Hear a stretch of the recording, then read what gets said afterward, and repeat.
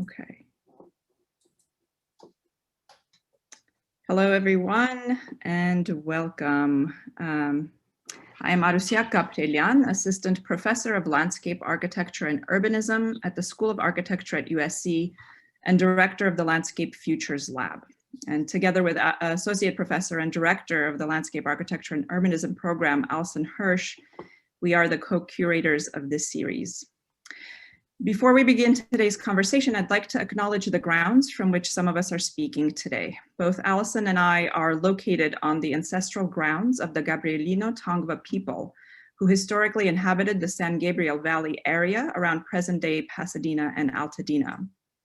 We also acknowledge the grounds on which our institution, the University of Southern California, sits, which is the indigenous land of the Tongva people, along with the Chumash, Tataviam, Serrano, Cahuilla, Huayño, and Luceño people who are associated with lands that USC also occupies around Southern California. We pay our respects to the traditional caretakers of the land, their ancestors, elders, and relations past, present, and forthcoming. It's critical not only to acknowledge the genocide, slavery, violence, displacement, and settlement that brings us here today, but to actively address the particular harms that settler colonialism and institutions who benefit from colonialism, including USC, perpetuate on indigenous lands and peoples. We recognize this land acknowledgement is limited and requires us to engage in an ongoing process of learning and accountability through action. I'd like to also take a moment to acknowledge the students who have been working with Alison and I to put this conversations together. A huge amount of gratitude goes out to Jared Edgar McKnight, Hannah Flynn, and Leslie Dinkin, as well as the Landscape Justice Initiative and the generosity of the Grant and Shea Kirkpatrick Landscape Architecture and Urbanism Leadership Fund, which has made this series possible. Tonight's conversation on ancestral grounds is the third in the series, building on and extending beyond the themes that we've explored through the first two panels. Material grounds, which focused on deep considerations of the ground's physical matter, and working grounds, which engaged the embodied practice of work as it relates to the physicality of the ground. The previous conversations have been archived on our website, and we welcome you to visit should you have missed them live. Before I introduce THAISA Wei, who will be moderating tonight's conversation, I thought I would offer a few words about the genesis of this particular theme. Our curation of this series happened to coincide with a 44-day war that was waged against the ethnic Armenians living in their ancestral lands in the territory known as Artsakh to the Armenian people and Nagorno-Karabakh to most others. Alison and I are descendants of indigenous Armenians belonging to the territory of Eastern Anatolia, expelled from their ancestral lands during the Armenian genocide of 1915, in which 1.5 million Armenians were systematically massacred and deported by the Ottoman government, as was the case for the families of my orphaned great-grandparents who survived. So the 44-day war waged by the Azeri army in close coordination with the current Turkish regime reignited our collective trauma of these past events, as once again our people were forced to abandon the ancestral grounds with which they have been inextricably entangled for millennia. Through a very brief reflection on the war that I was invited to contribute by the Institute of Armenian Studies at USC, I sought to unpack and understand what the phrase "Menkeng Medernede," which translates to "we are our mountains," meant to us as a group indigenous to the land. In the last panel on working grounds, one of our speakers, Karina Gold of Lishan Ancestry, described that the ground is a holder of the memories and prayers of her ancestors, which is prevalent in her indigenous belief system.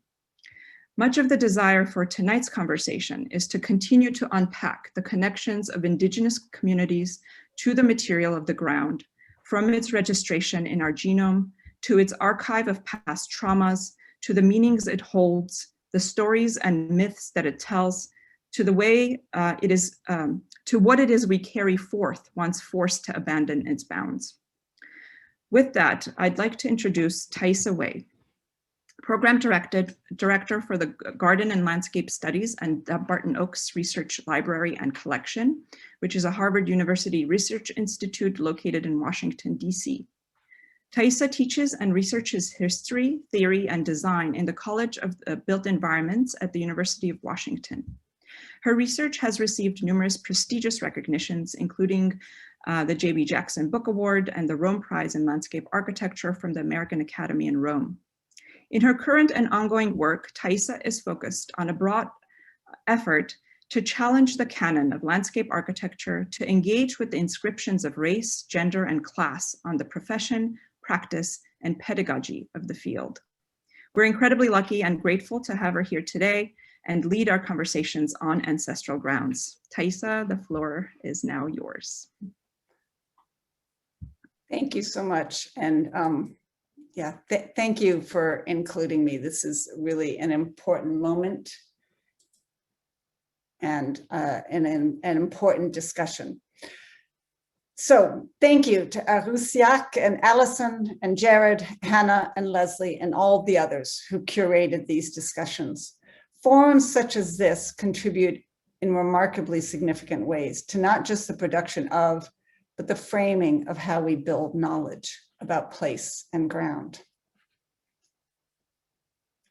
This series entangles itself with the idea, the act, and the place of ground, to be grounded, and to be in relationship with ground.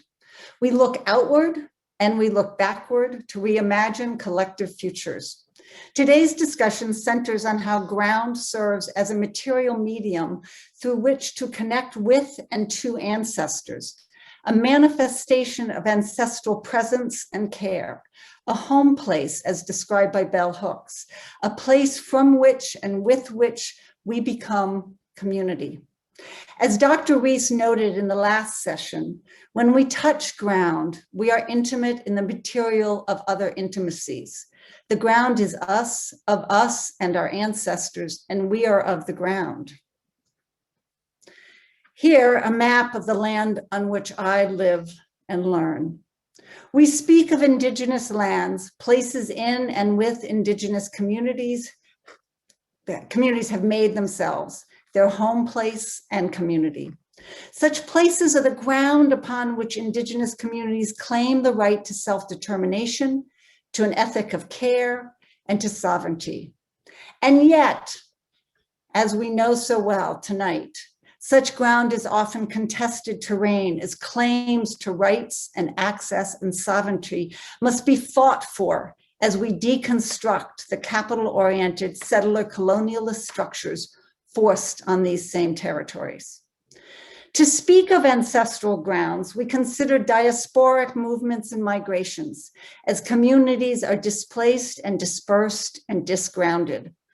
In the wake of protests by indigenous communities to the rape of ground by the empires of oil, the lynchings of Black men and women, and tonight in particular, knowing that this series emerged in the context of the 44 days of violence of war for Armenians last fall, we must confront that violence occurs on and in the ancestral grounds. We must entangle with this violence. I am, part of the very structures that have forced communities to reground on dislocated grounds as a medium through which to play out diasporic identities and connections to homeland, whether or not there is a sustained access to the origin ground. These are complicated, messy, conflicting narratives. Tonight's discussion builds on the session on working ground to interrogate the idea of what does the land hold or tell about our ancestors. I reflect on Corina Gould's comments that when people are in denial, the ground will speak the truth, and that the ground is a holder of the memories and the people that have been there before us. Their prayers are in the ground. Do we trust that land, that ground, to reveal what we need to know when we need it? Do we know how to respect the ground so as to learn from our ancestors? This requires us to move across disciplines, across fields, across views, to identify not only intersections and overlaps of knowledge, but new territories of inquiry, suggesting what I will describe as thick sections of ground, which is where I position my own scholarship as a historian. I engage with history as a means to embark on a rigorous unraveling of the inherent complexity of places and their becoming, looking for the counter-narratives, as so aptly described by Andrea Roberts. This requires that we see and read and listen beyond the tabula rasa, the erased site, the so-called open space that is ground. I interrogate socio-ecological entanglements to make room for the emergence of reimagined experiences and relationships with place, and by decolonizing history to recognize the multiple forms of making home place on and with ground and on and with ancestors. When multiple threads of such practices and places are layered one with and within the other, alternative narratives have space and place to emerge that might make possible and visible the complexities and strangeness of our engagement with ground and ancestors. Drawing from this, I use two frames for listening and learning this evening as we interrogate ancestral grounds. The first is a conceptual tool of the thick section to engage with the thickness of history and socio-ecological entanglements, visible and invisible, comprised of multiple, diverse, even conflicting narratives. Anthropologist Clifford Geertz wrote that reading the complex relationships of a place requires rejecting thin descriptions and instead creating thick descriptions that engage a multiplicity of complex conceptual stories, quote, many of them superimposed upon or knotted into one another, which are at once strange, irregular, inexplicit, end of quote. That is any place. For every ground holds the multiple and diverse narratives of nature, culture, humans, non-humans, the inert and the living, all at once strange, irregular, inexplicit. Tools of thickness lead to thicker practices grounded in rigorous inquiry into place history and a willingness to engage with the conflicting, confusing, and often oppressive complexity that is the stuff of humans and culture and nature as they are shaped and shape. I experiment with students to consider how to lift the skin of a landscape to see, read, and challenge what is unseen, erased, or ignored in the ground through representational tools, both material and conceptual. We are attentive to the ground as a surface that stands between earth and sky, as the most active of surfaces in continuous generation. The emerging thick section brings to fore what is below and above, between and among. We engage in a thick reckoning with the history entangled within, suggesting a complex mesh of forces and consequences, intended and unintended, by means of reckoning through a descriptive representation of deep time, the longue durée, the thickness of time embedded into spaces and surfaces. This essential exploration to tackle complexity thickens the line to become a mesh comprised of multiple and diverse traces and threads of practices layered one with another. The substantive edge that emerges to become the thick section divulges connections between traces, threads, layers, revealing both obvious and the strange relationships, adjacencies, and narratives. A second frame for my inquiries is through the garden as a thick home place. Throughout much of history, there is ample evidence of how women have experienced the garden ground as an intellectual, spiritual, and material place where they have found dignity and beauty and strength alongside ancestors and legacies. As Bell Hooks writes, to tend the earth is always then to tend our destiny, our freedom, and our hope, end of quote. In such gardens, women have nurtured their creative spirit through the act of creating a garden that nourishes the soil. This is deeply relevant in my work on Beatrix Farron's garden that you see here. This year, as we celebrate a century since she began reshaping the ground to create this remarkable place where I have the honor of working and studying and learning. But she was not the first to work with this ground. Before her were the Piscataway and the Pamunkey and the Algonquin people who traveled through, hunted, and engaged with the land and its waters. And then there were the white European families, including Vice President John Calhoun, who brought enslaved people to shape and cultivate the land as orchards and pasture. This is the ground that Farron found. This is the ground that we know today as Dumbarton Oaks Garden and Landscape, a thick ground that holds the stories and histories of all of these peoples and times and ancestors, as well as that of Beatrix Farrand, who opened paths for women to pursue landscape architecture as a profession and practice. This is itself a thick site, a place of thick ground. The garden as a place of radical gardening is beautifully manifested in the garden of Harlem Renaissance poet, gardener, librarian, and activist Anne Bethel Spencer in Lynchburg, Virginia, 1882 to 1975. The focus of work that I just recently heard by the brilliant Dr. Carlin Ferrari. This home place was a gathering place for friends, including many of the Harlem literati, including Langston Hughes, W.E.B. Du Bois, Zora Neale Hurston, Mary McLeod Bethune, and Gwendolyn Brooks, as well as James Weldon Johnson, who published her first poem in The Crisis. Spencer was an activist and played a role in the founding of the Lynchburg chapter of the National Association for the Advancement of Colored People. She actively resisted Virginia's Jim Crow laws and the gendered assumptions about women as wives, mothers, and writers by cultivating her life as an artist, gardener, and activist, and I would argue those are all three really one, in her home place. Spencer, whose father was born into enslavement and mother a descendant of enslaved people, named her garden with its writing cottage, Eden Crawl, combining her and Edward, her husband's names, and Crawl, the Afrikaans word for enclosure as well as dwelling. She designed, planted, and tended to her garden while he built the structures, including her writing studio. Spencer planted local plants collected on trips to the countryside and exotic plants given to her as gifts. A special place in the garden was for the cast iron head of an African prince, a work of the Igbo tribe of West Africa, a gift of W.E.B. Du Bois. This garden became a fusion of recycled architectural elements and high art garden designs. The abundance of flowers and brightly colored gates and arbors and garden furniture, as well as her creative use of recycled materials, really re-inscribed the Virginia garden, perhaps more typical of a Southern rural garden as evoked by Alice Walker's descriptions. Described as a feminist interested in womanist themes, Spencer's artistic production, both her poetry and her garden, suggests an intimately woven tapestry tended to over a lifetime. The two practices, gardening and writing, nurtured one another, wove together into a larger tapestry. Her poems depict her garden as a central source of inspiration and beauty, a sacred space, a retreat, as well as a metaphor for transformation and healing.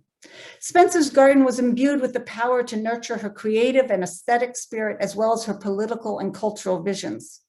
I read Spencer's garden as a radical ground, as it simultaneously functioned as a place of artistic and horticultural creation, a muse for her poetry, and equally important, a remaking of the home place on and with ground, a making of ancestral ground through the creative act of gardening and garden making.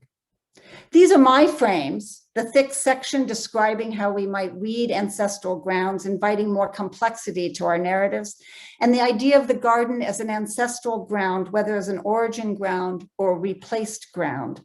It is the literal and metaphorical ground that sustains us, where ancestors of those indigenous to the land laid their prayers, and where so many seek to make home place that might once again ground us in place and time. So with that, I would like to turn to our four brilliant contributors, whom I will now introduce now that we are back to seeing all of us. Excellent.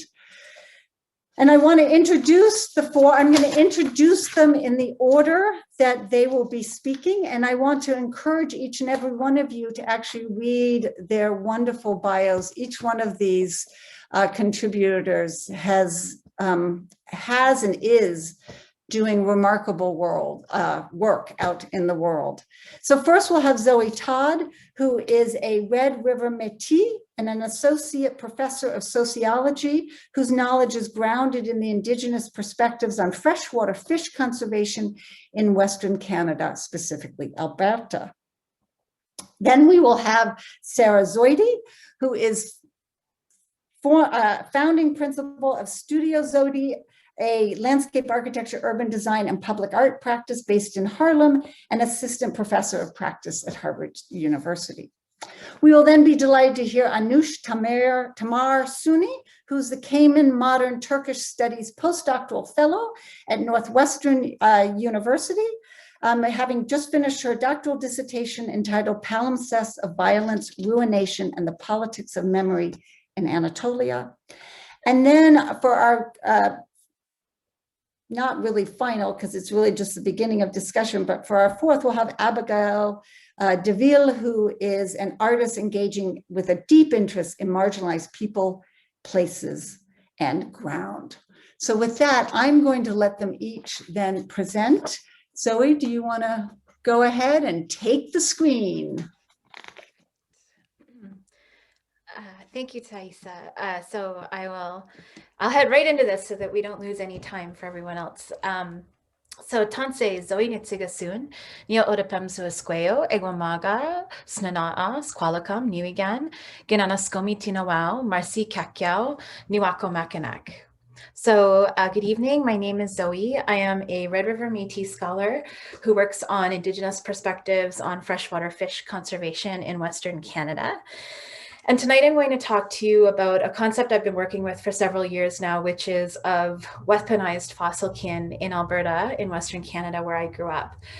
So when I talk about oil as weaponized fossil kin, those of you who might know of Alberta probably know of it as the home of the Alberta oil sands. But Alberta is the #1 producer of oil in Canada, and I believe the most recent statistics state that we produce 96% of the oil in the country. Canada is, in turn, the #1 foreign supplier of oil to the US. So I grew up in an environment deeply shaped by petropolitics, which we call back home oil country. And I also grew up around the intensely local experiences of the environmental destruction by the oil and gas industry.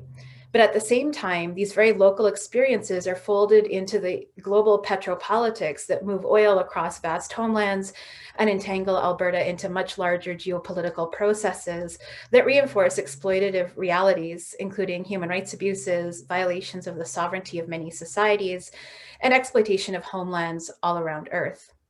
So there's a lot going on here with the grounds from which Alberta imagines itself and exerts itself.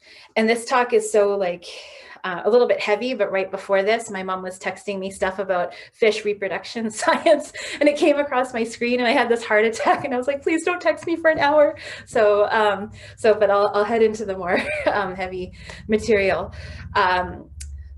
So I want to draw your attention here to two maps. And these will help explain how Alberta got all that oil. So 100 to 65 million years ago, what is currently Alberta was under the Western Interior Seaway, which was a shallow sea that stretched at times from the Arctic Ocean all the way to the Gulf of Mexico. So you can see this on the left side of the slide. And on the right side, I'm showing you a map that indicates many of the places with dinosaur fossil deposits in Alberta. It's called the Dinosaur Trail. This history of the seaway has also given Alberta some incredible facets. For example, the first being that the shallow seas of the Western Interior Seaway are exactly the conditions required to create oil.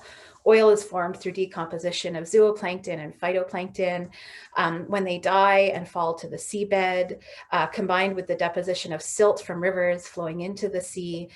This becomes mud, and these two things together, plankton and mud, plus very specific conditions, including low oxygen levels, etc. These all work together over time to become oil. So Alberta, as you can see here on the left-hand side, was primed to become a very particular place where oil was possible. Alberta is also home to a lot of dinosaur deposits, as you saw in the last slide. And there's a very rich and deep time relation between Alberta and the economy that are animated by both oil and dinosaurs. So, we think of it as oil country, but also the Royal Tyrrell Museum is located in central Alberta, and this is a world-class dinosaur, institution, and there's many different deposits throughout the province. This deep time and these fossil kin that have been laid down over these grounds through the seabed that eventually became the prairies and plains currently drive Alberta's economies and its imaginaries in really intensive ways. And this is complicated by the fact that Alberta as a political entity is a very recent phenomenon. The province was founded in 1905, so the ancestral claims of white people in Alberta are very shallow, like less than 100 years in the formal political sense of being a province. At the same time, Indigenous peoples' relations to homelands in Alberta stretch back to time immemorial, and this includes Blackfoot, this includes Stoney Nakoda, Cree, Dene, Métis, Saulteaux, and many other nations, Tsuut'ina and others. So it's the very shallow white orders of existence that really stretch about 100 to 200 years intensively in the province. These are the claims that are prioritized, and their claims of ownership over these ancestral deposits are what became sort of the oil country, the oil industry that animates much of the politics of the province. So I've been working on this for several years and have some pieces coming out. And anthropologist Jeremy Schmidt explores this in a recent article that he published in 2019, where he looks at how this tension between settler claims to these oil deposits versus sort of deep time really don't make any conceptual sense, except if you apply sort of a colonial understanding of ownership to these places. So unsurprisingly, Alberta's white colonial government declares the energy heritage of the province to be theirs, which is in line with what Tiffany Lithabo-King calls conquistador humanism and what Eileen Morton Robinson calls white possessiveness. Yet when we turn to Indigenous philosophies, cosmologies, legal orders, and stories from Indigenous nations in Alberta, we find a very different set of circumstances through which to understand the ancestry and grounds upon which Alberta as a white colonial entity imagines itself. So turning to Leroy Littlebear, who is a Blackfoot scholar from Southwest Alberta, he talks about how Blackfoot knowledge can explain the disappearance of dinosaurs millions of years ago. In this quote from an article by Don Hill in the magazine Alberta Views that was published in 2008, Littlebear explains the disappearance of the dinosaurs in the following terms. He says, quote, "We asked the elders about these dinosaurs," Littlebear recalls. "White man's science said they used to have the run of the earth. Obviously, this was no longer the case. So why did they disappear? The elders thought about it for a while," says Littlebear. "The answer they came back with was, maybe they forgot or stopped doing their renewal ceremonies," end quote. I'm drawing attention to this concept of renewal ceremony because it occurred to me this week after we had our initial conversation about this panel with many of the people who are here. It occurred to me that throughout many of the places that white Christian colonialism committed genocide against throughout the vast majority of the world in the white colonial march towards building their empires from 1441 onwards, what sticks out for me is that European colonizers often explicitly targeted those people within societies whose task was to see through time. And by this, I mean that colonizers targeted medicine people, witches, healers, shaman, or other people whose job was to connect with ancestors, both human and more than human, through vast periods of time and through deep time. It was a very explicit severing of ancestry and knowing between people and their places. So colonizers committed the egregious violences of dispossession and enslavement that we've come to know so intimately in places like the US and Canada through many means, including the explicit targeting of people whose jobs and callings were to continue seeing through time, both forward and back and otherwise, and carrying out forms of renewal ceremony for different societies. And I think it was that the renewal ceremonies were really explicitly threatening to a white colonial Christian order of the world. So I want to turn here to Sylvia Winter, who in an article from 2003 draws out the intimate interrelations of white supremacy, anti-Blackness, and earth violence through which white colonial Christian capitalism reformed their understanding of the earth and being. Winter argues that white colonial Christian man turned the earth into a vile and base matter. So turning from Leroy Littlebear's description of grounds in his homelands in southern Alberta, which are populated by dinosaurs, as beings with agency who could do ceremony, who would have perhaps understood their relations to the earth in terms of ongoing obligations, we see through Winter's writing that for white colonial Christian capitalists, grounds and earth become a vile and base matter. And so she says, quote, "This is a matter ontologically different from that which attested to the perfection of the heavens.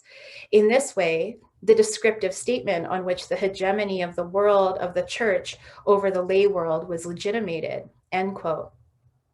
So I just want to sort of end with a reflection on how important it is for me as an Otapemsu Métis person to disrupt and turn away from that framing of the earth as a vile and base matter, which is certainly what Alberta's colonial formations of itself operate through. So you can't really, mine, frack, and transform kin from the earth unless you've decided that they are vile and base. So turning away from that, I'm hoping that as an Otapemsu person, that perhaps I can find ways to lovingly and insistently find renewal ceremonies that so many, that people from my ancestors had stolen and violently disrupted. And I'm not saying this is prescriptive. I'm not saying other people have to do this, but I do think that perhaps that there are really powerful ways for people who have collectively been dispossessed and violated by white supremacy and extractivism to renew our relations to grounds. And even if we've been removed from our homelands, as many indigenous peoples have been all over Earth, there are ways that we can connect to our ancestral grounds spiritually, interdimensionally, through ceremony and other processes that can insistently disrupt the efforts of these ongoing and even some of the new genocidal forces that work so hard to sever us from time, from relations, and from our collective knowing. So, Ginanas Gomitian, thank you. Thank you. Anush?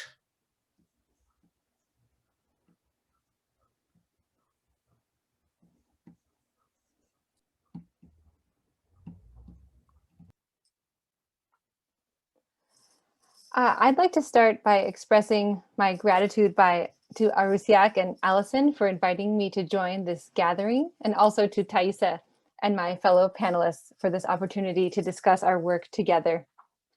I'm an anthropologist, and I do my research in the region of Van in southeastern Turkey, which is an area where the material ground has been shaped by historical and ongoing processes of state violence, war, and ruination. In my work, I investigate the material afterlives of cycles of violence and how these histories are embodied in the physical environment and sedimented into the ground. If you travel to the region of Van, you will see crumbling stone churches dotting the landscape, which are remnants of the destruction wrought by the genocide of 1915, in which the Ottoman government massacred and deported approximately 90% of its Christian Armenian subjects, as Arusiak also mentioned. And this history is still officially denied in Turkey today. Alongside the ruined churches left abandoned after 1915 are the burned out shells of Kurdish villages. These are testimonies to the Turkish army's anti-insurgent policies of the 1990s, in which soldiers forcibly evacuated thousands of rural Kurdish communities from their homes. These earlier layers of ruins have been compounded by the most recent wave of destruction when between 2015 and 2016, Turkish security forces shelled urban neighborhoods in a dozen Kurdish majority cities in the southeast of the country in an attempt to quell the latest iteration of the Kurdish movement's bid for regional political autonomy. The story told by the ruins visible on the landscape today is complicated by the shifting positions of victims and perpetrators over the past century. In 1915, many Muslim Kurds participated in the massacres and deportations of Christian Armenians that were orchestrated by the Ottoman central government, while today, the Kurdish minority in Turkey continues to suffer repression and forced dislocation as a result of state and military policies. Recognizing their tragic parallels between their current situation and that of the Armenians of 1915. In recent years, many Kurdish groups, including the militant and leftist PKK, the Kurdistan Workers' Party, have apologized for Kurdish participation in the genocide and called on the Turkish government to do the same. These landscapes of destruction and repeating cycles of state violence over the past century were the focus of ethnographic research that I conducted for 26 months in the province of Van between 2015 and 2017. Today, however, what I want to discuss is what lies invisible below the earth, below the ruins that we see above the ground on the visible landscape.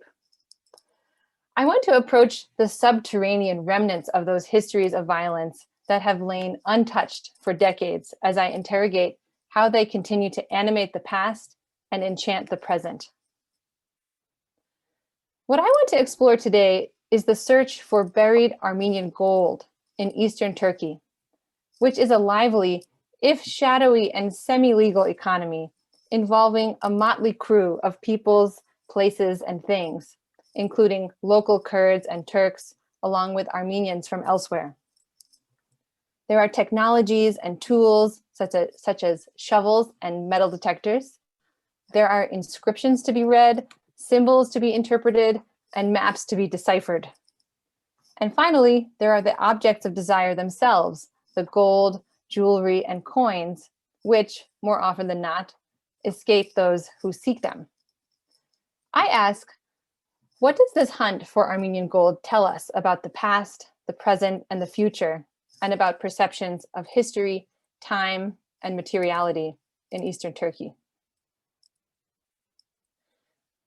It is a warm day in the summer of 2016, and I'm walking up a hillside covered in dry grass and sparse trees on the southern shore of the large blue Lake Van near the small town of Gevash, along with two Kurdish friends, Evin and Murat, a married couple who are both teachers in that town. The area that we are walking in is a large swath of land owned by Evin's grandfather, which to this day is known locally in Kurdish as Zeviye Hagop, or Hagop's Field. Hagop, as many of you may know, is a common Armenian name, and Evin explains to me that an Armenian man named Hagop had owned and cultivated the field prior to the genocide of 1915. At the conclusion of the First World War, with the empire's Armenian community largely destroyed, many local Kurds and Turks took over the newly abandoned Armenian land. One of them was Evin's great-grandfather, who claimed Hagop's Field. As we climb up the hillside, we pass large holes in the earth. Evin explains that locals know that this property was owned by an Armenian before the war, and so they come there to dig for buried Armenian gold. She points out a miniature cave formed between two stones, and Murat notes that such a formation is an important sign of nearby treasure. Further up the hill, we come to a tall rock face with a long crack running vertically in the shape of a snake. Below it, there is a deep, freshly dug hole. Murat conjectures that treasure hunters had dug here because the snake-shaped crack is another sign. We continue hiking upwards until we arrive at a spring known locally in Kurdish as Kani Kel, or Partridge Spring, which, Evin explains, has been there since Armenian times. It is a natural spring surrounded by thorny purple flowers where clear, cold water bubbles up from beneath the ground. Murat washes his face and cups his hands to drink the water, and then, because he knows that two of my great-grandparents were Armenians who were born and married in Van and who migrated to the US a century ago, he says, "You should drink this water because your ancestors must have drunk from here as well." Murat, Evin, and I sit on a large boulder and look out over the lake and the mountains. At the distant end of the field, we spy a group of men picking their way through the tall grass, and we wonder whether they had had anything to do with the fresh holes that we had seen. To the west, we see the mountainous peninsula of Deveboynu, which extends far into the lake and is dotted with the ruins of a few medieval Armenian monasteries, like the partially destroyed Surp Tovmas. As we gaze out towards the peninsula, Murat recounts a story about a group of local Kurdish men who team up with an Armenian man from Armenia to unearth a buried treasure, supposedly 1 ton of gold, from a place on this peninsula. Murat narrates that when the group arrives at the place where the gold was said to be, the Kurds betray their agreement and try to chase the Armenian away. The Armenian pleads with them, but they threaten to kill him, and afraid for his life, he flees. After he's gone, the Kurds use their metal detectors to determine the exact location of the gold, and they begin digging. But just as they are about to reach the spot where the gold is buried, their shovels break. This, Murat explains, demonstrates that there is magic there. Then suddenly, an enormous black snake emerges from the ground.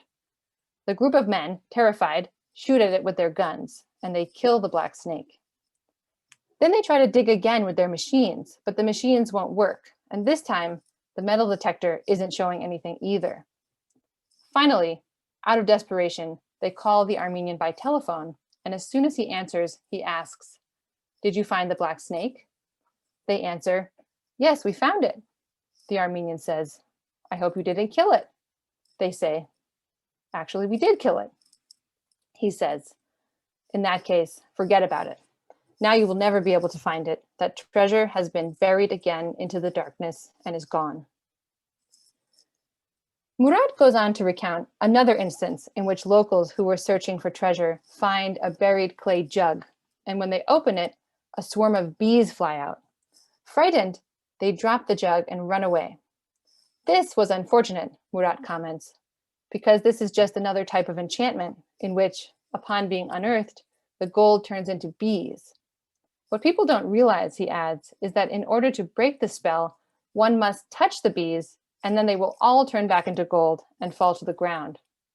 But instead, because they don't know, people are afraid and run away, and the treasure is lost. For treasure hunters, conceptions of Armenian gold and memories of a violent past produce a historically informed approach to the local landscape that renders the underground a site of potent possibilities. But as we have seen from Murat's narrative, the gold is not a passive prize waiting to be collected. Instead, it is itself agentive and takes on a life of its own in the present as it quite literally becomes alive. In this way, the underground is not only a space of limitless possibility, but also houses a kind of vibrant materiality. These enchanted objects that come to life as snakes or bees then produce new affects, engagements, and entanglements with those who seek them.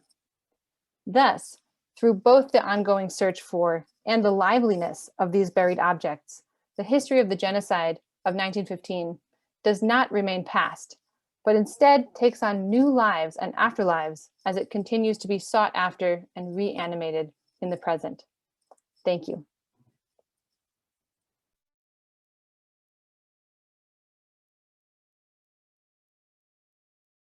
You're muted, THAISA. Thank you very much, and thank you. Next, we'll have Sarah Zordi. If you want to share your screen, you're on. Thank you. That was such a poetic presentation. I'm honored to be with you all tonight. I'll just jump right in. Share screen.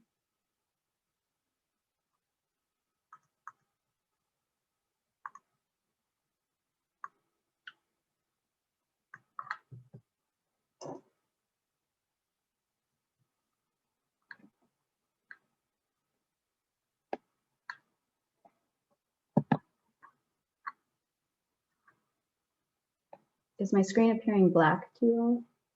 Or is it visible? Yeah, we're good? Okay. It's looking weird on my end, but I will move forward.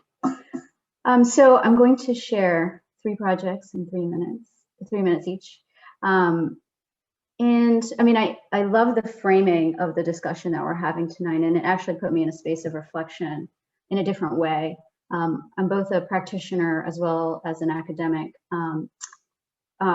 You know, with a practice, Studio Zoe, a landscape architecture firm based in New York. And, you know, very much the work that we do and the methods that we do them with are very much about exploration and inquiry as we work with the ground. And so I will share 3 quick projects with this in mind. The first one is a project I started working on 11 years ago, but it very much put me in the trajectory of thinking about the ground in the way that I do. This is a painting from 1835, Disembarque, by a German painter, of the Volunga Wharf. The Volunga Wharf is the point, the ground, I should say, in the Americas where enslaved, trafficked Africans, their feet first touched the grounds of the Americas after the transatlantic journey. So 22% of all the Africans trafficked across the Atlantic passed through Rio, and the Volunga Wharf represents the point at which their feet touched the ground in the New World. So this is a photo of the Guanabara Bay, the year that slavery was abolished. So you kind of get a sense of the scale of the industry here. So that's an image taken from this hill looking out over the bay.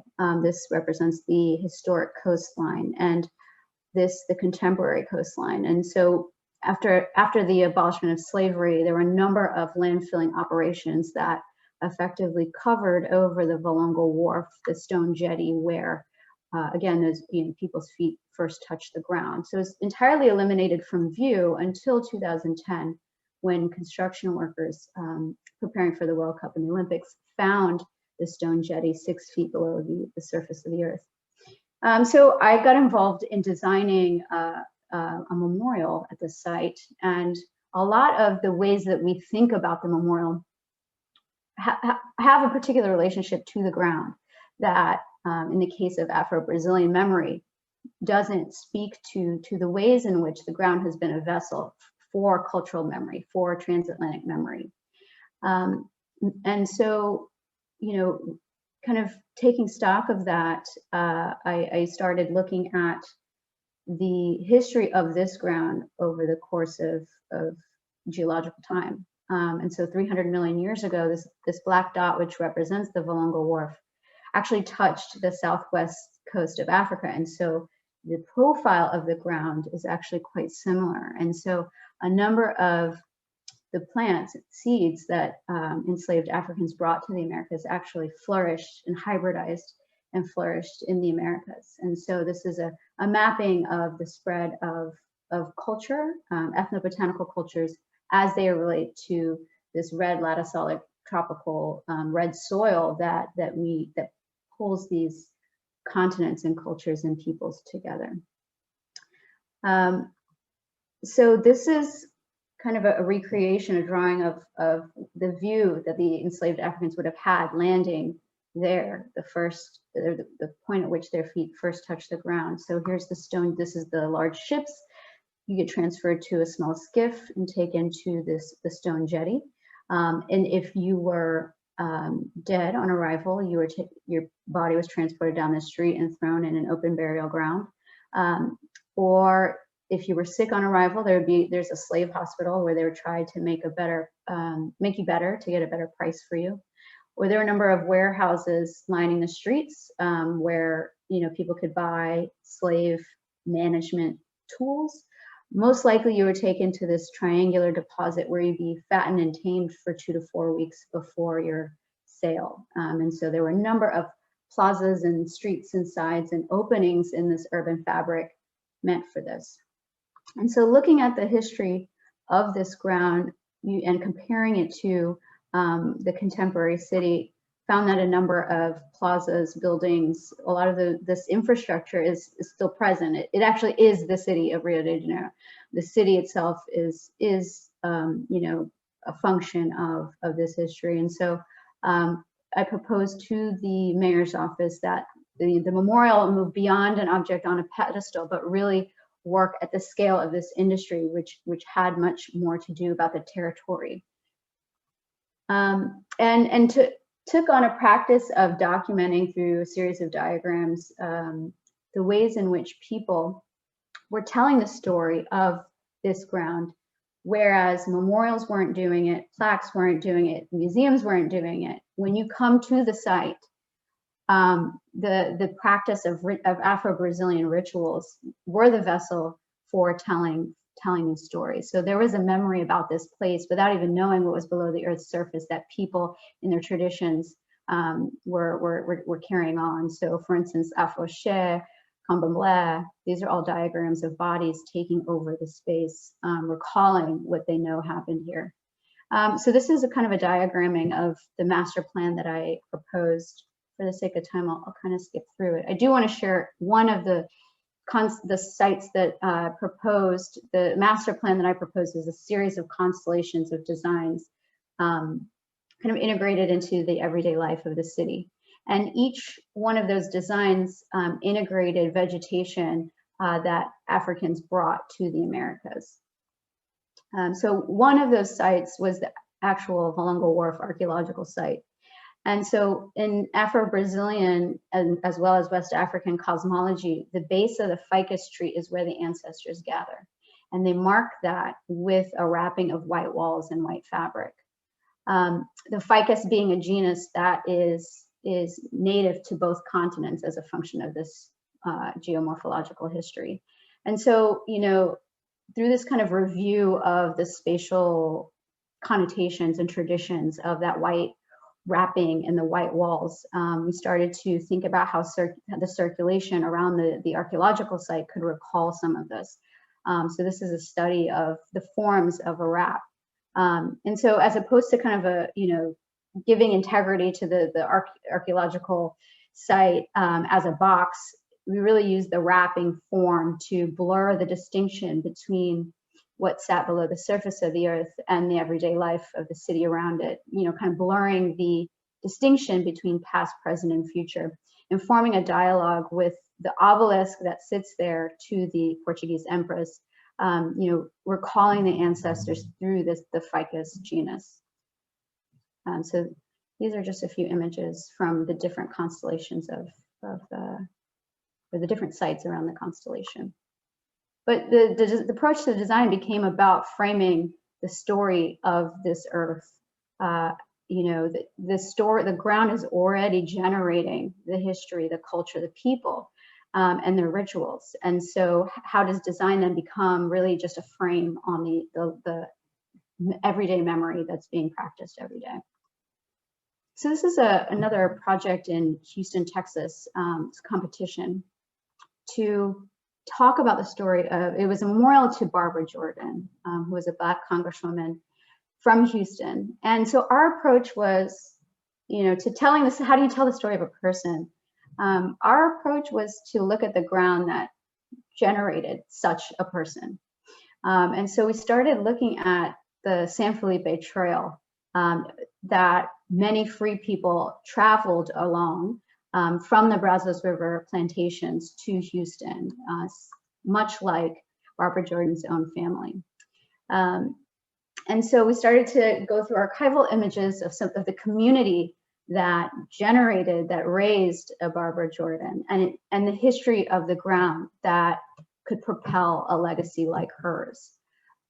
And so there's this history of a relationship to water and institutions and social networks that formed around the bayous of Southeast Texas.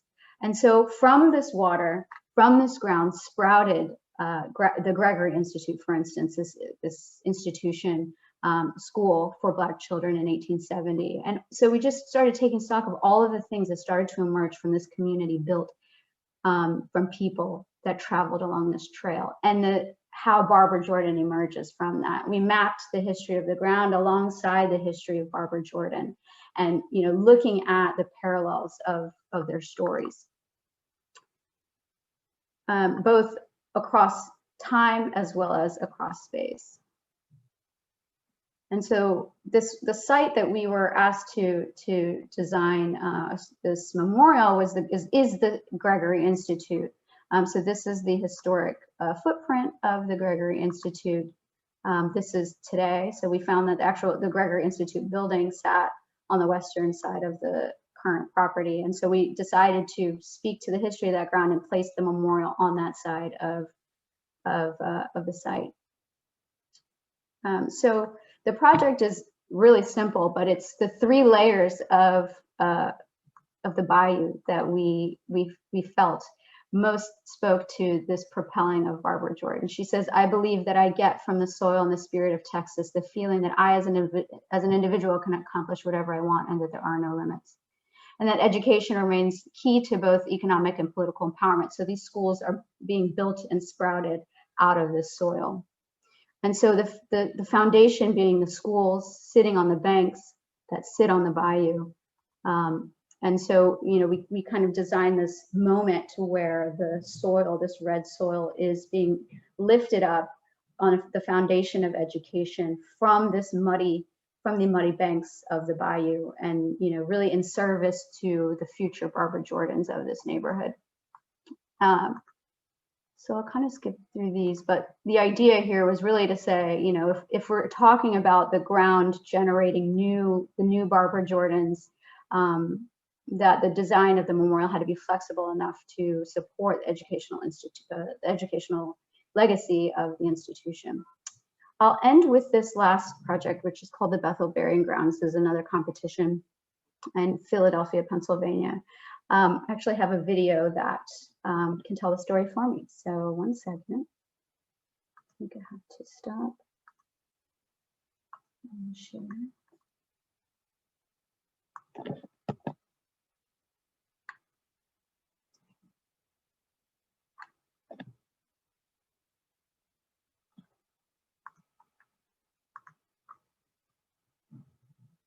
Philadelphia has long been a beacon of Black self-determination. As early as the 18th century, Black Philadelphians built their own institutions, businesses, churches, schools, and robust communities.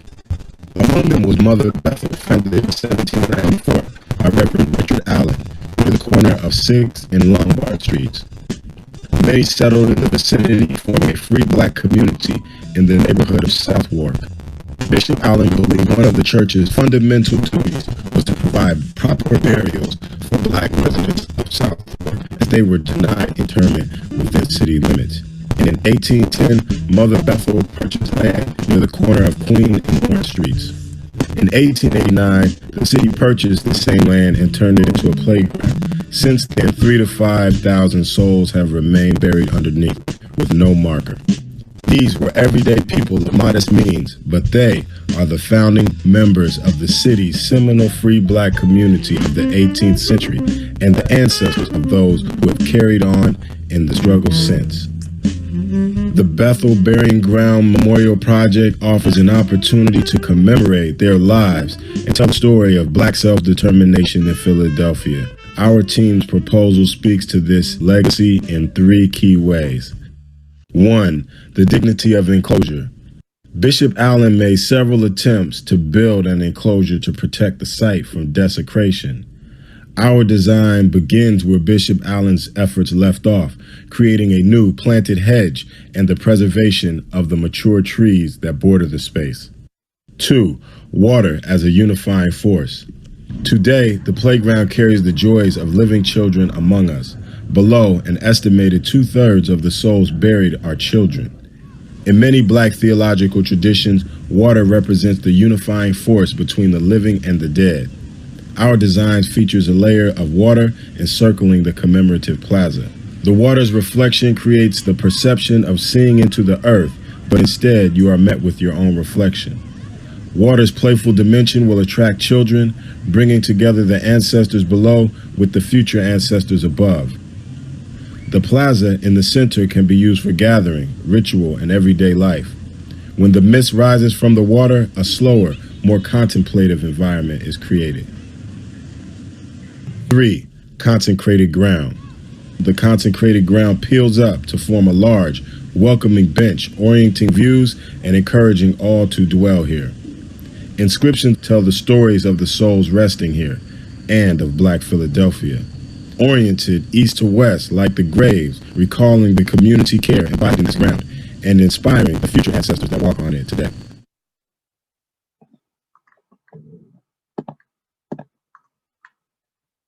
Thank you.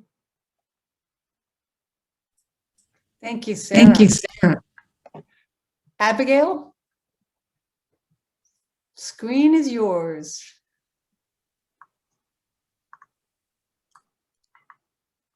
Hey. Hi, everyone. Thank you so much for inviting me. It's an honor to be here with all of you. I'm just gonna share my screen.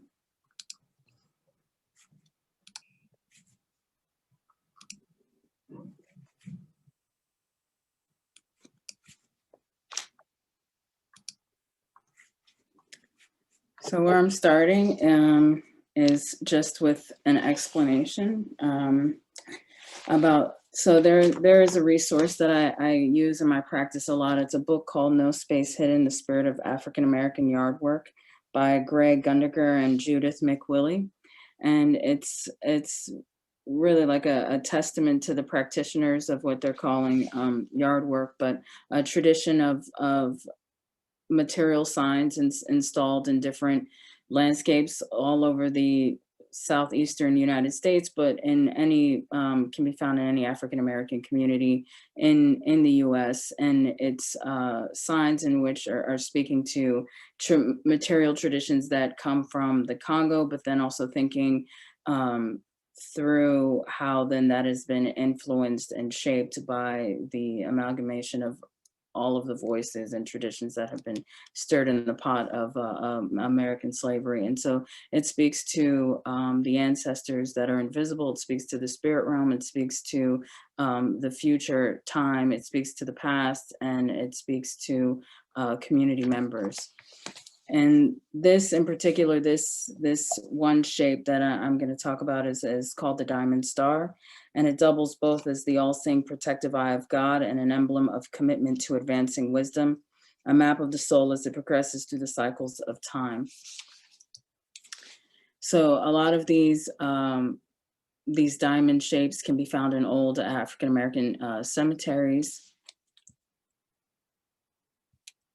And then, so this moving forward is something that I witnessed on a 10-day trip through the South from Washington, D.C. to Jacksonville, Florida in the summer of 2014. And actually during the 10-day trip was when Mike Brown was murdered, which was, it sent such like a shiver up my spine to be, you know, going from plantation to plantation and standing in the interior domestic spaces of enslaved ancestors, and then thinking about the ways in which the same kind of brutality still exists in, you know, in real time.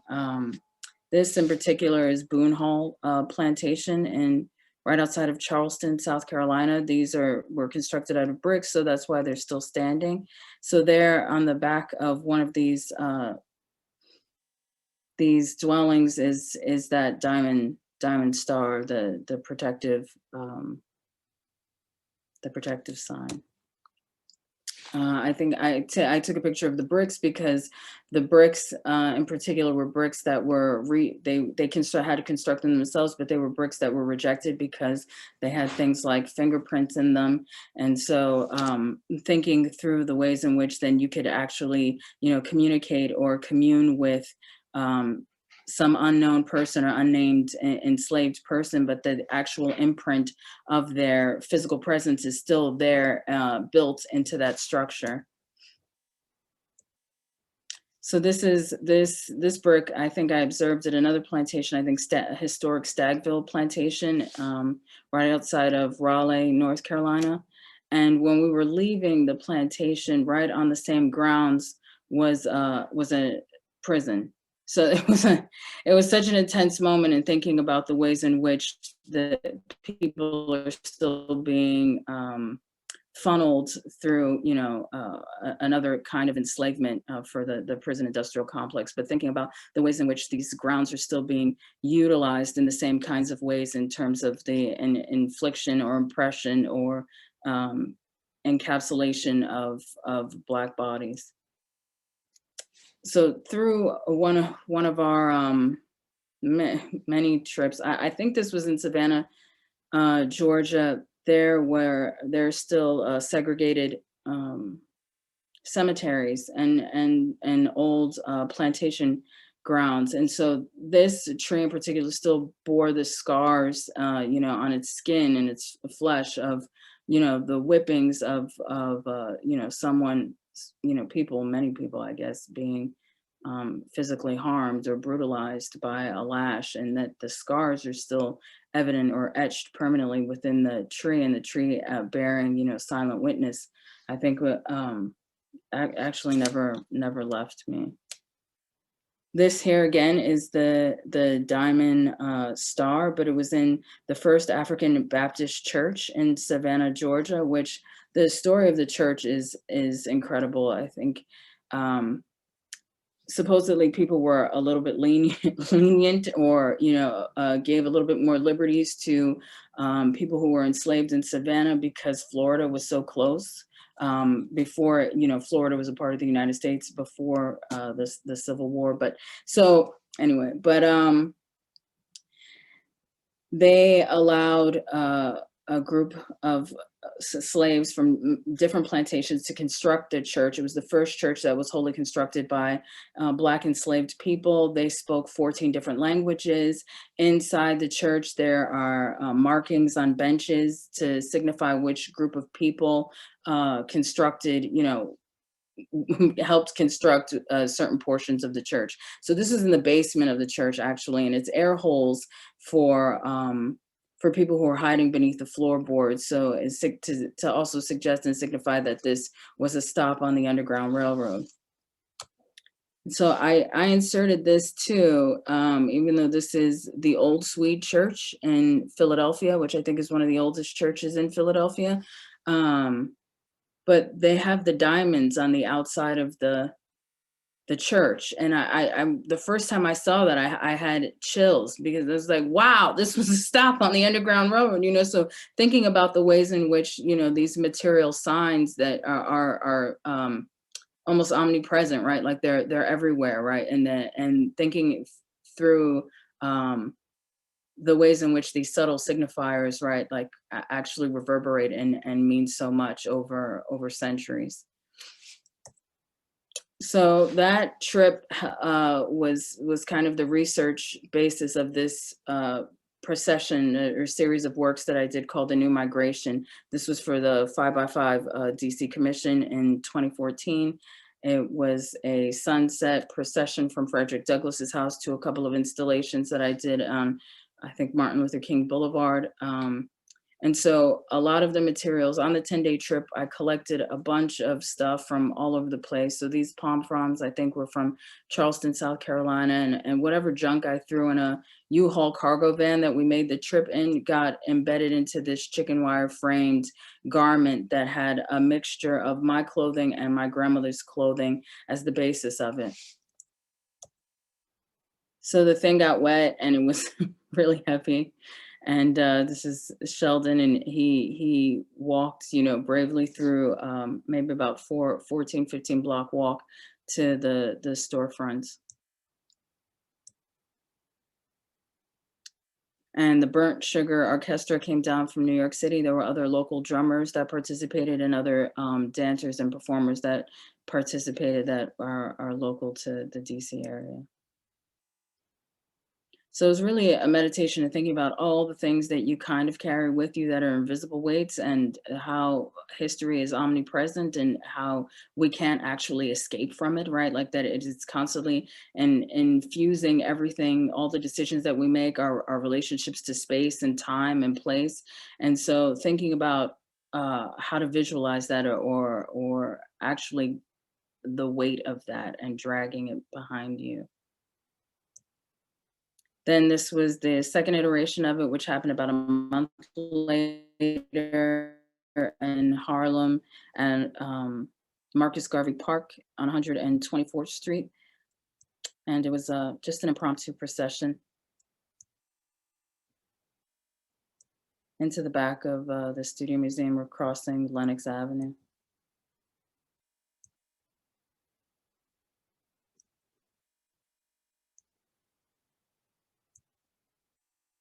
Third iteration was for a project that I did at the Old Pill Museum in Baltimore, which it was the first building constructed in the United States to be a museum building in 1814. But so there is a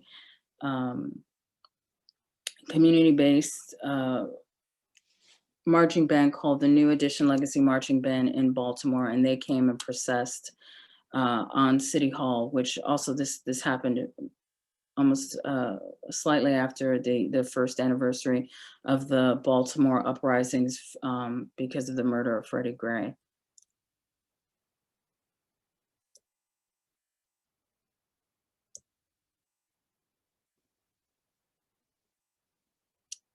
And so lastly, this is a project that I just recently completed. It's an exhibition that's up at Andrew Eldon Gallery in New York City, but it's in conversation with Beverly Buchanan, who is an artist who was born in North Carolina, raised in South Carolina, lived in Georgia, and really documented and developed relationships with people who lived in houses that they constructed themselves, which she affectionately called shacks, and she made little versions of them herself. And so when I was interacting and looking at her work and looking through the windows of one of the shacks, I realized the connection, or my connection with a project apartment that my family lived in the Bronx for about 50 years. And so my family, being a part of the Great Migration, came from Richmond, Virginia in the 1930s and 40s to Harlem, and then ended up in the Bronx in the 1950s. So this in particular is the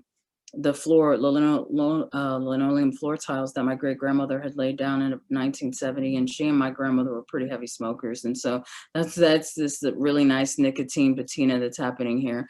And thinking also through the ways in which they, my grandmother in particular never picked up her feet and just dragging her feet. I can hear her, just dragging down the hallway, and then thinking in the ways in which their literal breath and then their actual steps etched, the drawing, that this is the material evidence of their existence. And then thinking through that, and also kind of space and in relationship to the yard work and ideas of God's wills and cosmology. So another definition of the God's wills, and which is why I have all of these wheels on here, is circular motion manifested in rotating fan blades, automobile wheels, clock faces, whitewashed tires, and other round or spherical objects recalls the rising and setting of the sun, the cyclical dimensions of time and nature, and the continuities underlying change. As signs of progress and accomplishment, wheels are also a reminder of the defeat of complacency through progressive action. So for me, this is like functioning as some kind of a spiritual plane and talking to the unseen, this being more of the material evidence, and then this is a kind of like route or time traveling device is how I'm thinking. And then these are some of Beverly Buchanan's spirit jars are here.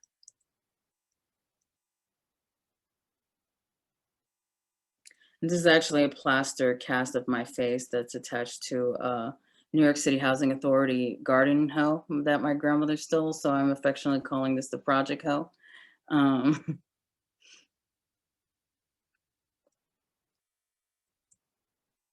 that's it. Thank you. It's one of those moments where I want a couple minutes to just absorb really remarkable work from everybody. So thank you. Deeply thankful. I'm wondering, and Abigail, you kind of ended on this, so I'm going to use you as your work as a segue, and this idea of one's relationship to the work. And I'm thinking particularly the ways in each of you is positioned and the ways you ground yourself literally in the project through a relationship, both with what we might call the current people and the ancestors. So I'm wondering if each of you can talk about that sort of triangulation with, I'm imagining in my head the act of grounding as being what brings that triangle together. I don't know, Abigail, if you want to start just because you kind of ended with that, or Anush, anybody just pipe in. Well, I think, you know, that there's another thing that I'm constantly thinking about, like, you know, that 5% of our bodies is made up of stardust, right? And then how we're actually all ancient, right? That we've, you know, that we're dispersed all over the universe, and then we're somehow here and now. And so then thinking about, well, how can we constantly and consciously think about ourselves in a larger context, connected to everything, instead of like the kinds of ways in which, you know, we get distorted ideas of ourselves in relationship to space, time, and responsibilities to each other. And so I think that's why I'm always like thinking through the narratives or information or scraps of information that have been left by family members, but then also trying to honor and center, you know, not only their struggles, but other people's struggles in communities similar to my own. Mm-hmm. Mm-hmm. Anush, do you want to, I know that you also are intimated a particular relationship. And Yeah, thank you, THAISA, for that question. And thank you to all of my fellow panelists. It's really been eye-opening and awesome to hear about your various and interconnected work.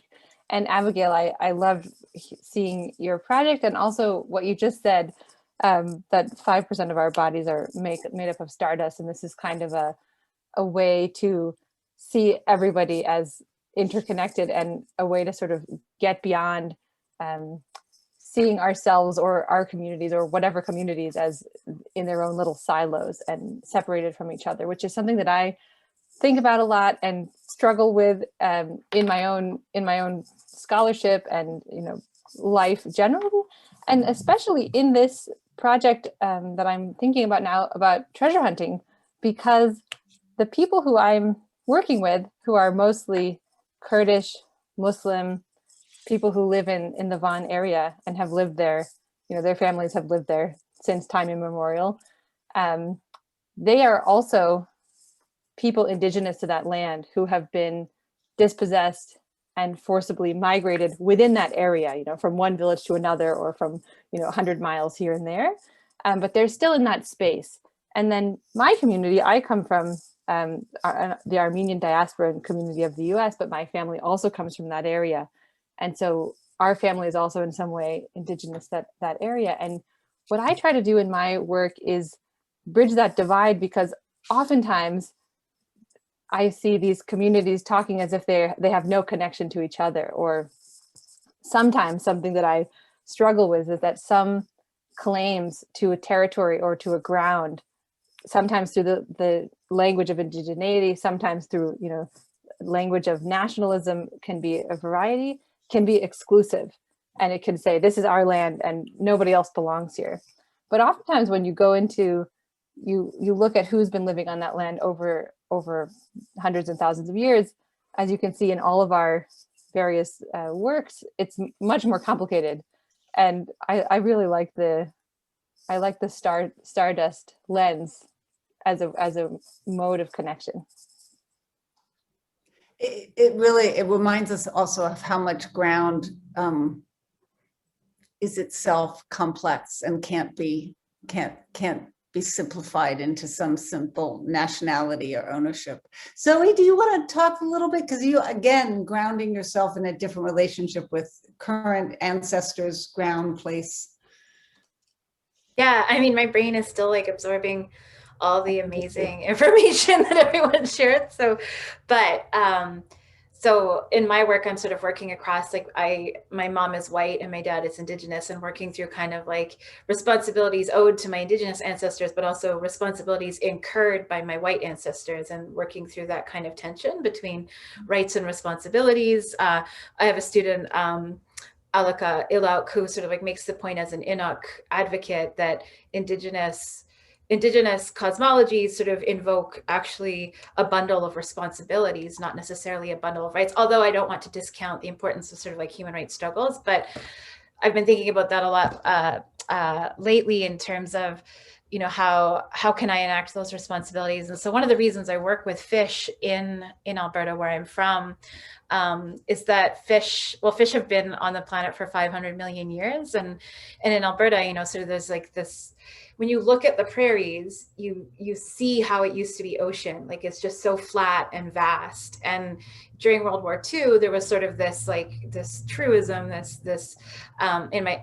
that sailors from the prairies actually made some of the best sailors because they weren't at all fazed by the openness and sort of the so-called desolation. And then when I learned, you know, that actually that's because they literally live on the seafloor. And so thinking about how that, you know, the mutability of land and place and ground, and just trying to, so fish kind of unite that in my work, because everybody has responsibilities to fish in the places that we are, because they came before us. And, you know, settler colonial, white colonial capitalist ways of understanding the world really do rest on domination, but there's this plural, other ways of looking at relationships that can sort of bring us into better relations. And fish, because they implode boundaries, they can adopt so many different body forms, but also that they don't adhere to borders, like fish. And, you know, there's all these sort of like trans-border fish agreements, precisely because fish just go back and forth all the time. And so it's stuff like that that I think sort of helps to generate space. So even Alberta, which is a land, you know, a completely bound space, it has no ocean at all in the current form, it still is implicated in all of that. Perhaps it has ocean dust. Sea dust that infiltrates. Sarah, talk a little bit about your relationship to the ancestors and the grounds that you're working with. It's such a great question. A friend of mine who's from Lebanon recently, I was sharing some of this work with him, and he told me that there's this phrase there's saying in Arabic, which is, you know, where are the burial grounds from the time of Adam?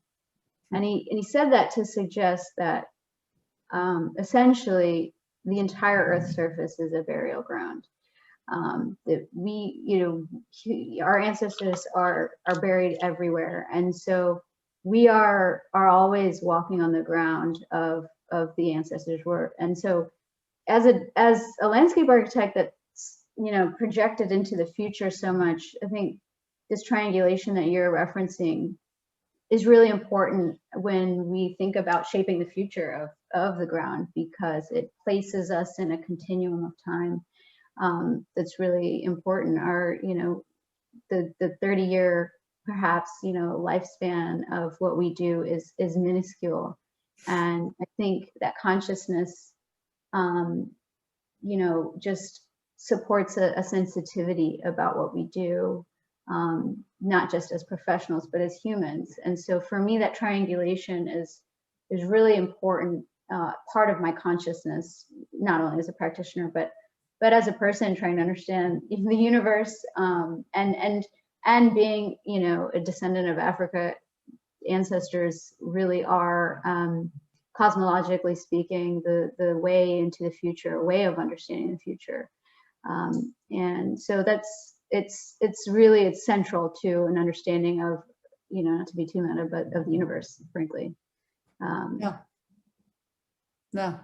it's actually, it's interesting because there's another link between all of you. And actually, before I say that, I just want to say that if attendees have any questions, they should put them in the Q&A, and I promise I won't just ask my own questions, although I have about 40 that I really want to ask folks. So I hope you're in this for the long term. No, I won't do that.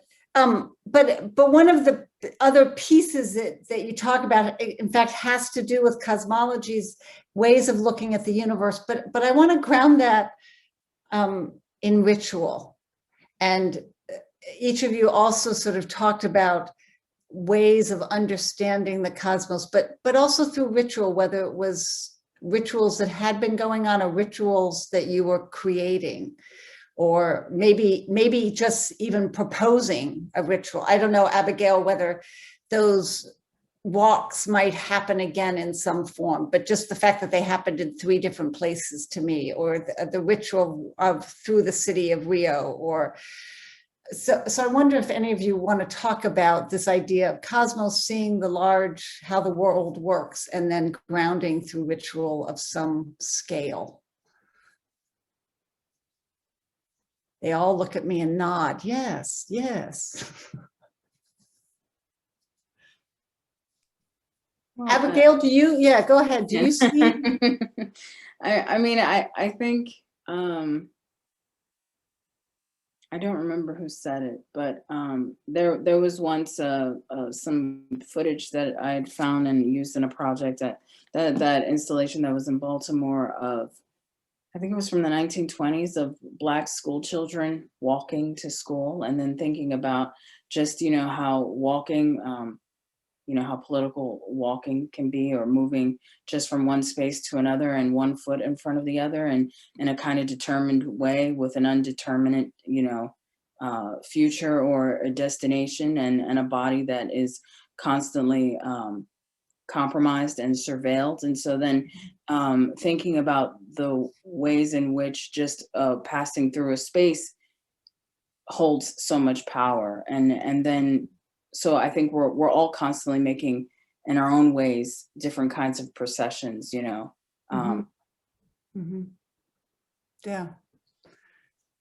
Sarah, you talked a little bit about with the Rio de Janeiro, which is the project, but I can also see this in the Philadelphia project, the last project you talked about.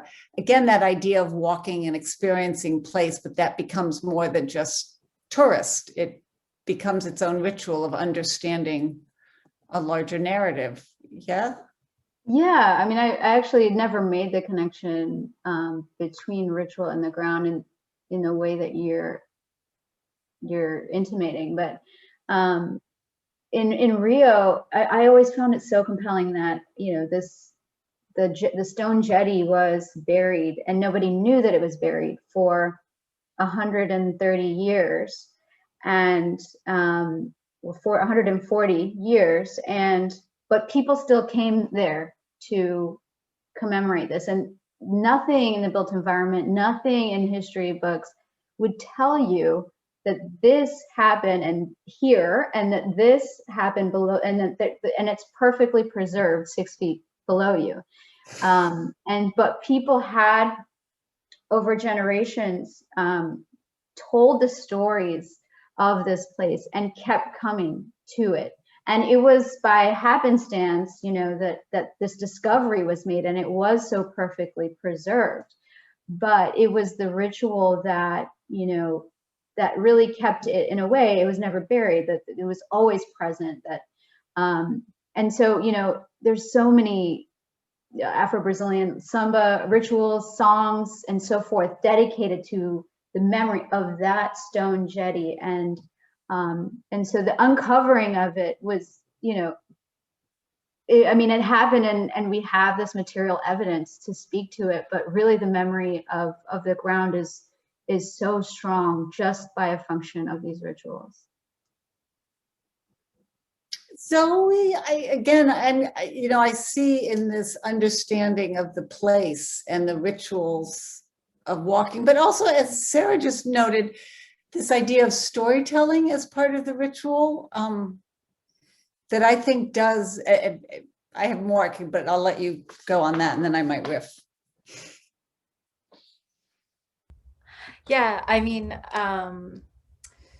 in Alberta, a lot of understanding of place is inscribed through sort of like the pioneer narrative and this sort of like the frontier, and but actually so in the work that we're doing with this collective that I'm part of called the Institute for Freshwater Fish Futures, we're using a methodology we're calling a fish restoring method, and we draw on Kutcha Risling-Baldy's work for this. And basically it's a very fancy way to say that we encourage people to tell fish stories as a way of sort of like rewriting relationships to place.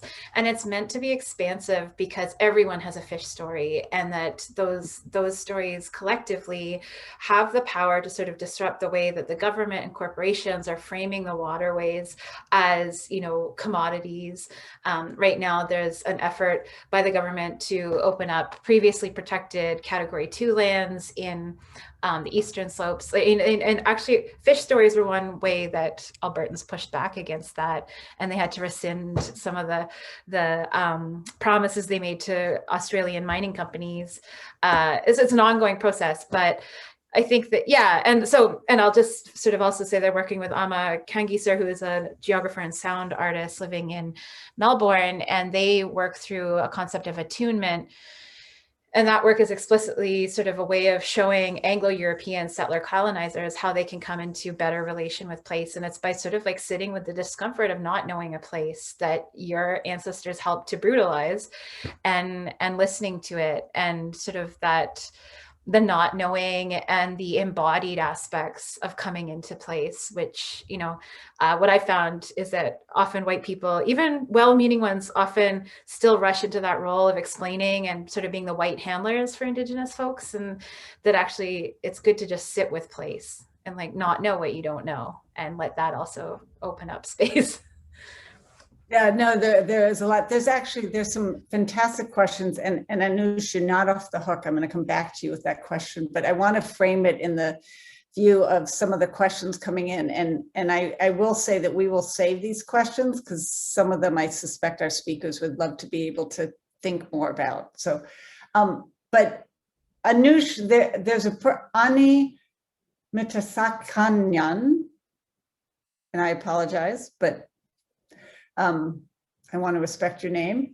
Talk a little bit about the term Anatolia, but in terms of Zoe's work, there's a question about whether, as landscape designers, which some of us are we reclaiming space for Indigenous groups through these stories? And I see both of those as a connected question: is how does this work that we're doing actually make ground for the stories that we need to tell today in order to move on to something more humane?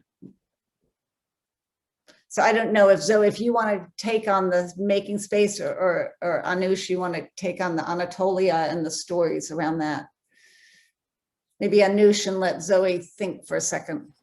Sure. Thank you, Ani, for your question. I tried to just read through it, but I was also trying to listen, and I can't read and listen at the same time. I wish I had that power. Anatolia, I mean, that is a big question. We could discuss that all day. But briefly, that's something that I think about a lot. Naming, place. I mean, this, I think, it connects to everything all of us are talking about. And actually, I'd love to hear what the other panelists think about, like the politics of memory, the politics of naming, the politics of place, who has the right to name, what do we call a place? And every name is full of historical and political connotations. The area that I'm working on, Van, is, I think, as we talked about when we were sort of brainstorming this session in advance, is what could be called a contested or a disputed territory or a geography. Right now, it's, as I showed, I tried to show two maps because it shows how this area is not clearly one or another place, and it's claimed by multiple different and often opposing national imaginaries. Right now, it's within the territorial borders of the Republic of Turkey, and on any kind of official map, it's southeastern Turkey or eastern Turkey. But a lot of Armenian communities will call it historic Armenia or Western Armenia, and that's another claim. And it was called that, you know, officially at some points in history. And then Kurdish communities, who are now the majority in that area, call it Northern Kurdistan, as in relation to Southern Kurdistan, which is Iraq, Western Kurdistan, which is Syria, and Eastern Kurdistan, which is Iran. And so using any of those names carries a lot of political baggage. And there are certain people who use one or the other to do certain kinds of work for them. In my own work, I have often chosen Anatolia because it's definitely still, it has lots of baggage, and many I've heard from both sides, Kurdish, Armenian, and Turkish, that it's erasing one or the other side. And there's no neutral term. Even like Asia Minor or Southwest Asia It's all looking from some perspective to another one. That Anatolia has its own etymology. It's from Greek. I think it's from where the sun rises, and so it's also looking from a particular perspective. And whichever one you choose, I mean, when I was writing my dissertation, I spent a page or two writing about the etymology and why I chose that term versus another one.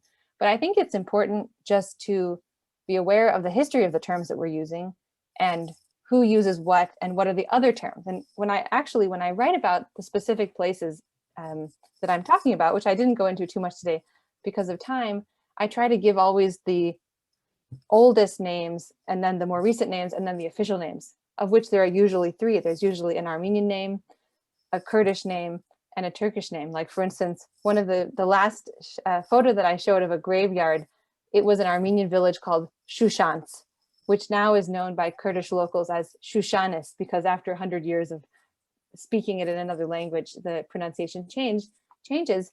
But in Turkish, it has an official Turkish name, which is Kevenli, which is totally unrelated. So I try to always give those different names and show how these spaces, this ground, is contested and debated through naming and maps and placemaking in those ways as well. But I'd love to talk to you more about it, Ani, later. We will definitely put the two of you in touch.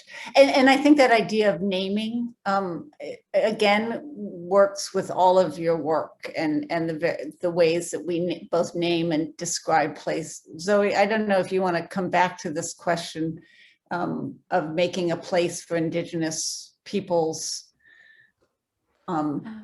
and balancing the various experiences. And I think weaving together all those names and rituals, right, in these contested places.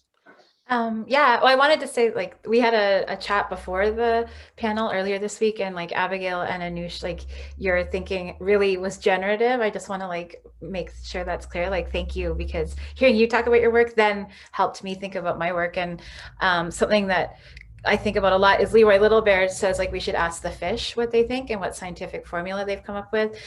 And this week, after our pre-panel talk, like it occurred to me, I was like, like the fish had relations with multiple Indigenous nations, and no single Indigenous nation in what is currently Alberta had like a monopoly on the fish. The fish had multiple names and could be caught by people from many nations.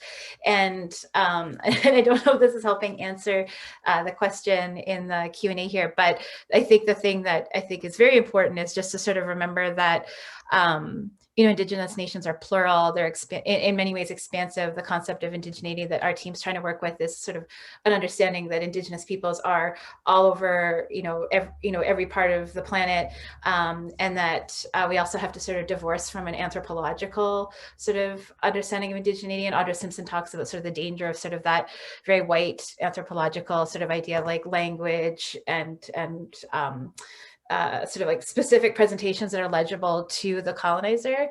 And so to sort of answer the question about, are we any closer to being able to kind of do this stuff, with care, I think that it really has to come down to really understanding that maybe white folks need to step back a little bit and let plural Indigenous peoples from many different parts of the world really just have conversations across experiences, because that conversation, whenever it happens in official fora, there's always sort of like a well-meaning ally there to sort of interject, but actually it's really important that because each community has experienced its own forms of violence and sometimes been made complicit in violence against other communities, like there's so much healing and repair work to be done. And Tiffany King talks about this with her concept of like there's no edge between Native genocide in the Americas and enslavement of African peoples and African diasporic peoples.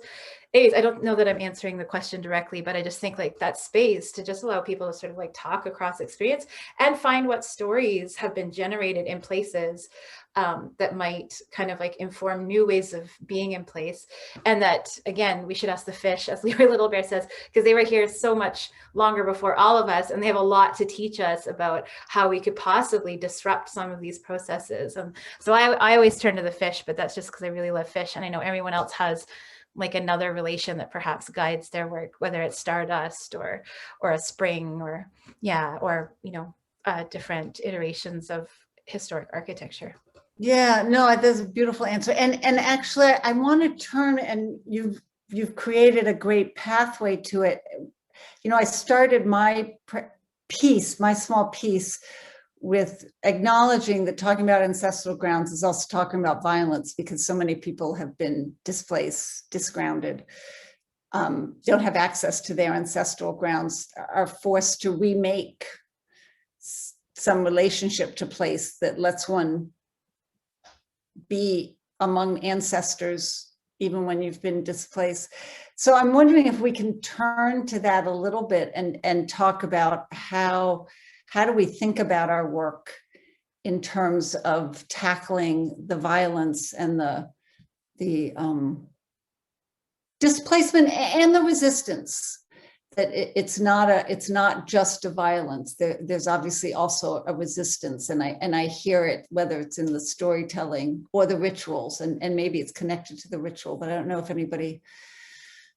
Sarah, I certainly think of, again, the violence of the slave trade, the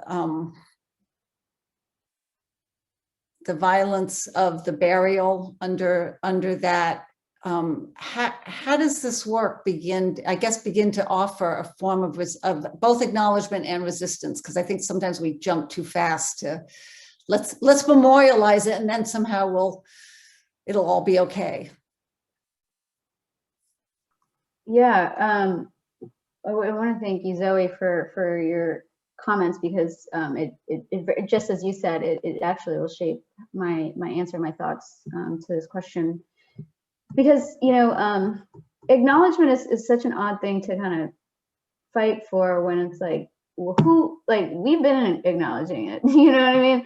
Like, this is this is not an awakening. This isn't, and so, I've talked about this in the past about my approach to memorials, which is that at a site like Volunga Wharf, people, and when I say people, I mean generally white people who shape the discourse of the profession that I'm in, want to see a memorial that's, angry and where the tears, I've gotten that critique before, and the memorial as an architectural typology is kind of a function of this idea that you just step outside of your everyday life, deal with the past, and then you go back to your life. But if the ground itself is embodying memory, then you don't get to leave.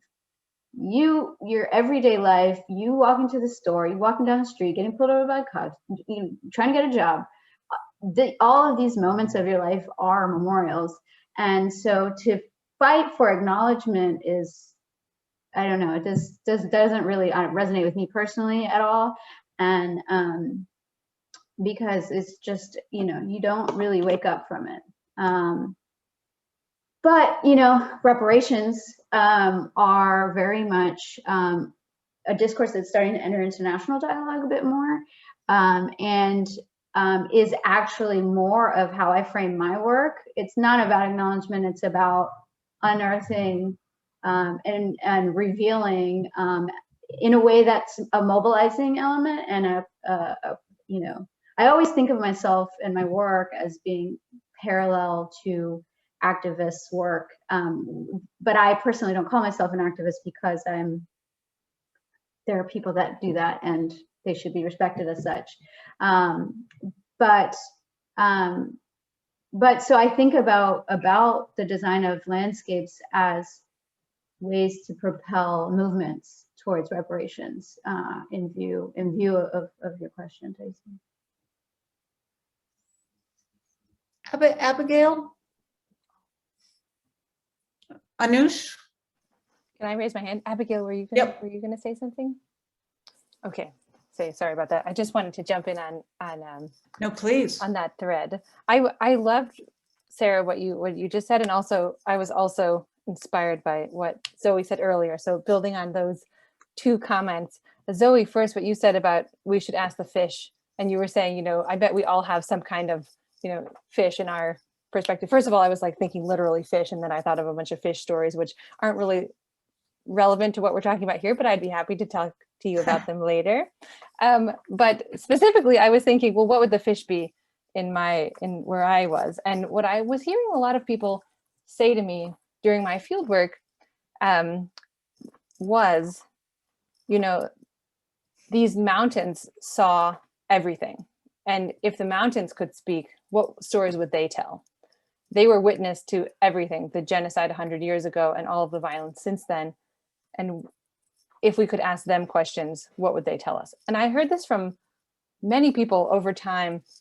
And actually the background that I have is mountains from Vaughan, from my field site, which it's just a more beautiful background than any background I have here. So I thought I would share that with you all. But it's a very mountainous area. And the mountains are very, very much implicated and sort of intimately connected with all of these stories about where people fought, where people hid, when people escaped, where they sort of found refuge. And also, they were also part and parcel of the violence. There are stories about, you know, this family took this group of Armenians up to this mountain and threw them off the edge. There are these like specific locations in the landscape where violence was done or where people sought refuge. And that also ties in with Sarah's point about how memorials are often seen as, I loved your point, we're supposed to just go there, do our business of sort of facing the past, and then we can close the door and go back to our regular lives. Whereas in these spaces like where you work and also in the area where I work, the whole landscape are spaces in which violence, historical violence was wrought upon bodies, upon peoples, upon communities over time, and it's continuing. It wasn't like you were saying, you know, trying to get a job, being pulled over by the police. It's in people's everyday lives. And similarly, in southeastern Turkey, there's still a war going on. It's still a site of occupation. It's still a military occupation. There are police and soldiers and checkpoints and helicopters and people being detained and summarily executed. It's definitely a place of insecurity and precarity for the Kurdish population who lives there. And also it's a place where they don't have the option, like you said, to wake up and leave. They're living in this site of memory, a place where they see the remnants and the remainders of violent material leftovers of the genocide 100 years ago, and they are living in a violent present as well. And they see this as a continuous cycle, as something that is repeating. And coming back to THAISA, your earlier question about cosmologies, people often articulate this cycle of violence as a curse, that Kurdish people, they will often say our ancestors, they were tricked by the government, by the Ottoman government, into participating in the massacres of their Armenian countrymen, their brethren with whom they had shared this land for thousands of years. And because of that, their participation in that historic crime, we are now cursed. And that is why we are suffering this state violence over the last century.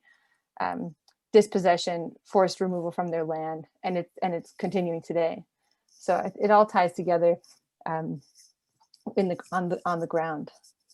Yeah, I know we're running a little late, but I would love to, if Abigail, if you'd be willing to talk just briefly about the same idea of displacement, and then particularly in your last work, actually bring the tiles, the nicotine layered tiles of your grandmother struck me in particular, of both displacement, but also remaking.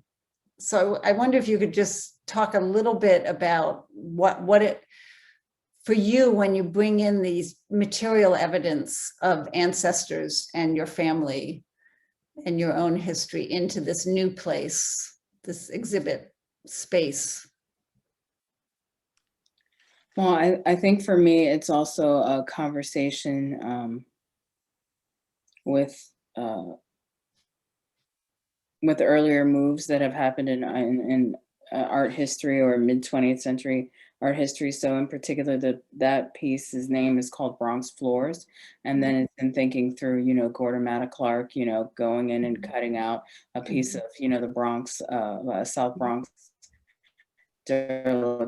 building's floor, or also in that moment, Richard Serra was using some street that was like burnt out in the South Bronx and making drawings in the middle of the street. But like thinking about the ways in which these grandiose gestures are devoid and cut out from the social implications to them being able to have access to those spaces to begin with, to make, you know, their meditative or poetic gestures, and then thinking about all the people that are also erased within those sweeping gestures. And so then that's why, you know, then, oh, the assertion of actually a Bronx floor, you know, that has, you know, 40 years of filth on it, right? And some layers of my own nonsense of paint and polyurethane or whatever.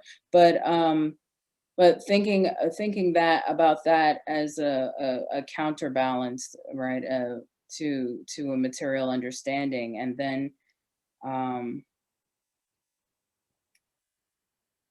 yeah, what was the second part? What was the other part of the question? No, that was actually, I think that really, it was really about engaging with that, the material of, and I think what's fascinating and maybe a nice way to segue into Allison's probably more elegant closing is just how much the idea of ancestral grounds is both about families and cultures, but it's also about practices, right? It's also about the legacies of our own practices.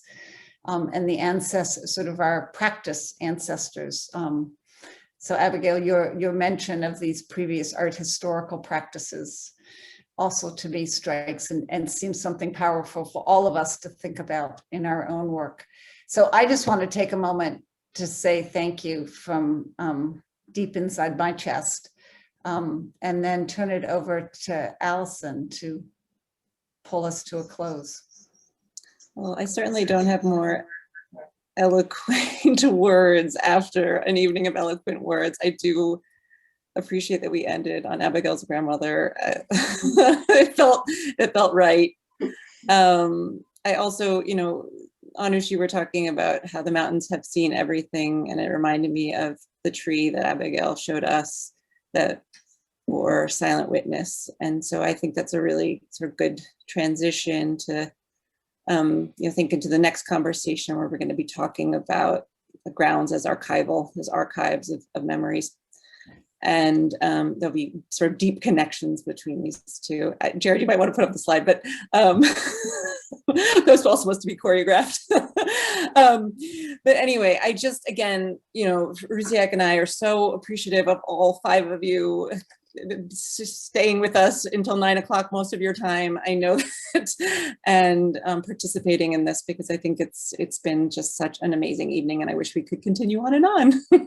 Thank you guys all who have stuck it out, and the attendees, and if panelists, if you don't mind just staying on for like a minute or 2 longer, I'll let them go out. Thank you all so much. So grateful for